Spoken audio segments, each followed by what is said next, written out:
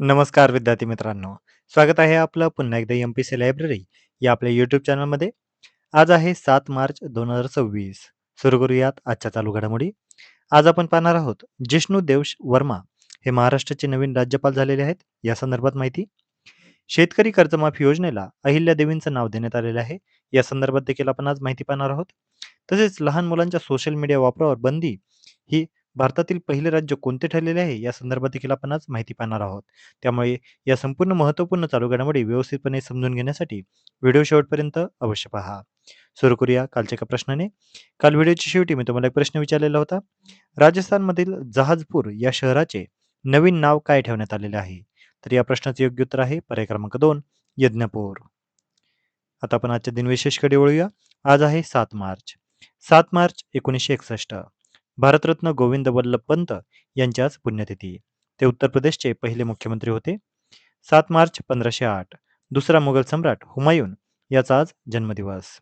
7 मार्च 1647 छत्रपती शिवाजी महाराजांचे गुरु दादोजी कोंडदेव यांचे आजच्या दिवशी निधन झालेले होते. तर विद्यार्थी मित्रांनो, हे होते आजचे महत्त्वाचे दिनविशेष. आता आपण आजच्या चालू घडामोडींना सविस्तरपणे जाणून घ्यायला सुरुवात करूया. प्रश्न क्रमांक पहिला. महाराष्ट्राचे नवीन राज्यपाल म्हणून कोणाची नियुक्ती करण्यात आलेली आहे?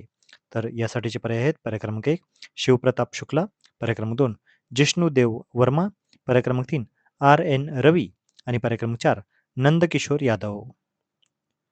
तर या प्रश्नाचे योग्य उत्तर आहे पर्याय क्रमांक 2 जिष्णुदेव वर्मा. जिष्णुदेव वर्मा हे आता महाराष्ट्राचे नवीन राज्यपाल असणार आहेत. या अगोदर ते तेलंगणाचे राज्यपाल होते. सी.पी. राधाकृष्णन हे उपराष्ट्रपती झाल्याने महाराष्ट्राच्या राज्यपाल पदाचा अतिरिक्त कार्यभार गुजरातचे राज्यपाल आचार्य देवव्रत यांच्याकडे होता. यासोबतच इतर काही राज्यांसाठी देखील राज्यपालांची नियुक्ती करण्यात आलेली आहे. त्यामध्ये शिवप्रताप शुक्ला हे तेलंगणाचे राज्यपाल झालेले आहेत. यापूर्वी ते हिमाचल प्रदेशचे राज्यपाल होते. जिष्णुदेव वर्मा हे महाराष्ट्राचे राज्यपाल झालेले आहेत. ते यापूर्वी तेलंगणाचे राज्यपाल होते. नंदकिशोर यादव हे नागालँडचे राज्यपाल झालेले आहेत. लेफ्टनंट जनरल निवृत्त सय्यद अता हसनैन हे बिहारचे राज्यपाल झालेले आहेत. R.N. रवी हे पश्चिम बंगालचे राज्यपाल झालेले आहेत. राजेंद्र विश्वनाथ आर्लेकर हे तामिळनाडूचे राज्यपाल झालेले आहेत. कविंदर गुप्ता हिमाचल प्रदेशचे राज्यपाल झालेले आहेत. विनय कुमार सक्सेना हे लडाखचे नायब राज्यपाल झालेले आहेत. तर तरनजीत सिंग संधू हे आता दिल्लीचे नायब राज्यपाल झालेले आहेत. तर विद्यार्थी मित्रांनो, आपल्याला जोड्या लावायला अशा पद्धतीचा प्रश्न विचारण्यात येऊ शकतो की नवीन राज्यपाल हे कोणकोणत्या राज्याचे कोण झालेले आहेत. त्यामुळे लक्षात घ्या. आणि सर्वात महत्त्वाचं आपल्यासाठी म्हणजे महाराष्ट्राच्या नवीन राज्यपालांचं नाव आहे जिष्णू देव वर्मा. पुढचा प्रश्न. भारताने T20 विश्वचषकाच्या अंतिम फेरीमध्ये चौथ्यांदा प्रवेश कोणत्या संघाला हरवून केला? तर यासाठीचे पर्याय आहेत ऑस्ट्रेलिया, न्यूझीलंड, पाकिस्तान की इंग्लंड. तर यासाठीचे योग्य उत्तर आहे पर्याय क्रमांक 4 इंग्लंड. भारत चौथ्यांदा T20 विश्वचषकाच्या अंतिम फेरीमध्ये पोहोचलेला आहे. दुसऱ्या उपांत्य सामन्यामध्ये भारतीय संघाने इंग्लंडचा 7 धावांनी पराभव केला. 2007, 2014 आणि 2024 यानंतर आता 2026 मध्येही आता भारतीय संघ हा अंतिम फेरीमध्ये पोहोचलेला आहे. पुढचा प्रश्न. महाराष्ट्रातील शेतकरी कर्जमाफी योजनेला कोणाचे नाव देण्यात आलेले आहे? सावित्रीबाई फुले, अहिल्याबाई होळकर, राजमाता जिजाऊ की ताराबाई. तर या प्रश्नाचे योग्य उत्तर आहे पर्याय क्रमांक 2 अहिल्यादेवी होळकर. शेतकरी कर्जमाफी योजनेला आता अहिल्यादेवींचं नाव देण्यात आलेलं आहे. शेतकरी कर्जमाफी योजनेला अहिल्यादेवींचं नाव 2 लाखापर्यंत कर्जमाफीची घोषणा याद्वारे केली गेलेली आहे. मुख्यमंत्री मान्य श्री देवेंद्रजी फडणवीस यांनी राज्याचा अर्थसंकल्प 2026 हा सादर करताना शेतकऱ्यांसाठी कर्जमाफीची घोषणा केली. 30 सप्टेंबर 2025 पर्यंत थकीत असलेल्या पात्र शेतकऱ्यांचे 2 लाखापर्यंतचे कर्ज हे माफ केले जाणार आहे. अशी ही पुण्यश्लोक अहिल्यादेवी होळकर कर्जमाफी योजना जाहीर करण्यात आलेली आहे. कोणाला मिळणार आहे लाभ? तर 2 लाखापर्यंत कर्ज थकीत असणारे सर्व शेतकऱ्यांना याचा लाभ मिळणार आहे. 30 सप्टेंबर 2025 पर्यंत पीक कर्ज थकीत असणाऱ्या पात्र शेतकऱ्यांना देखील याचा लाभ मिळणार आहे. पीक कर्जाची नियमित परतफेड करणाऱ्या पात्र शेतकऱ्यांना देखील 50,000 रुपये पर्यंत प्रोत्साहनपर लाभ देण्यात येणार आहे.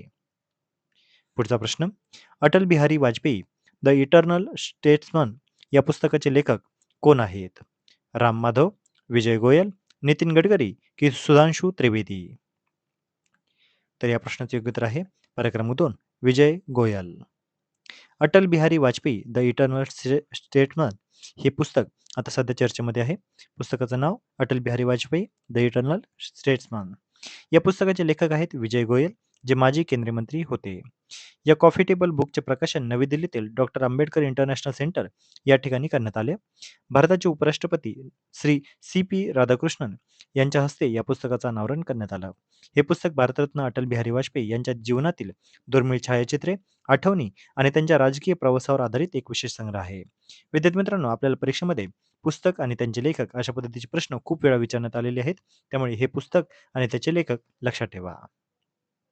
पुढचा प्रश्न, 16 वर्षांखालील मुलांच्या सोशल मीडिया वापरावर बंदी घालण्याचा विचार करणारे भारतातील पहिले राज्य कोणते ठरलेले आहे? महाराष्ट्र, गुजरात, कर्नाटक की तामिळनाडू? तर या प्रश्नाचे योग्य उत्तर आहे पर्याय क्रमांक 3, कर्नाटक. मुलांच्या सोशल मीडियावर वापरावर बंदी घालणारे आता कर्नाटक हे आता पहिलेच राज्य ठरलेले आहे. 16 वर्षांखालील मुलांसाठी सोशल मीडियाच्या वापरावर बंदी घालण्याचा विचार कर्नाटक सरकारने घेतलेला आहे.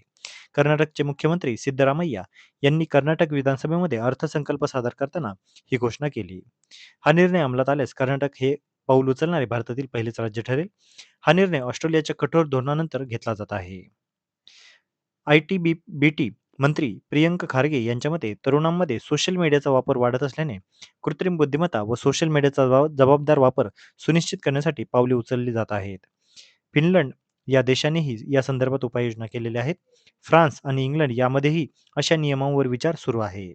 मुलांना सोशल मीडियाच्या अतिप्रभावापासून वाचवणे व सुरक्षित डिजिटल वातावरण निर्माण करणे हे यामागचं उद्दिष्ट असणार आहे. त्यामुळे लक्षात घ्या, आपल्याला परीक्षेच्या अनुषंगाने कर्नाटक हे आता पहिले राज्य अशा पद्धतीचे मुलांना सोशल मीडिया वापरावर बंदी घालणारे आता पहिले राज्य ठरलेले आहे. तर विद्यार्थी मित्रांनो, या होत्या आजच्या महत्त्वपूर्ण चालू घडामोडी. आजच्या महत्त्वपूर्ण चालू घडामोडीवर आधारित मी आता एक प्रश्न विचारणार आहे, ज्याचं उत्तर तुम्ही सर्वांनी आता कमेंटमध्ये द्यायचं आहे. महाराष्ट्राचे माजी राज्यपाल उपराष्ट्रपती झाल्यामुळे महाराष्ट्राच्या राज्यपाल पदाचा अतिरिक्त कार्यभार हा कोणाकडे होता?